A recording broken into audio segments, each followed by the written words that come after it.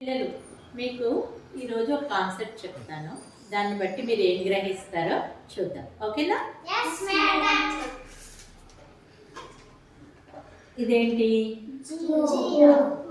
కొందరు జీరో అన్నారు, కొందరు ఓ అన్నారు. ఓకే, చూద్దాం.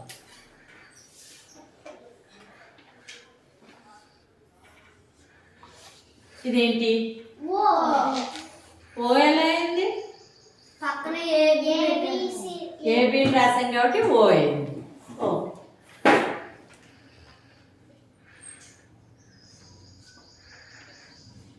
ఇదేంటి? జీరో. జీరో ఎలా అయిపోయింది ఇప్పుడు? ఓ వల్ల 7 8 రాసాను కాబట్టి జీరో అయిపోయింది.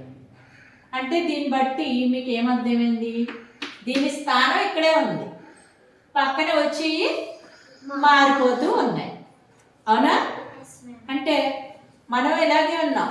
మన పక్కన మంచి వాళ్ళు వస్తూ ఉంటారు, చెడ్డ వాళ్ళు వస్తూ ఉంటారు. మంచి వాళ్ళతో స్నేహం చేసినప్పుడు ఏమంటారు? మంచి వాళ్ళు అంటారు. చెడ్డ వాళ్ళతో స్నేహం చేసినప్పుడు ఏమంటారు?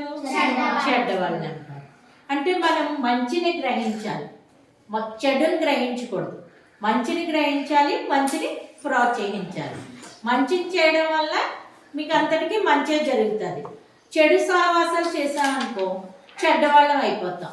చెడ్డవాళ్ళు అయితే మనం దేన్ని సాధించలేము. దీన్ని బట్టి మీకు ఏమర్థమైంది?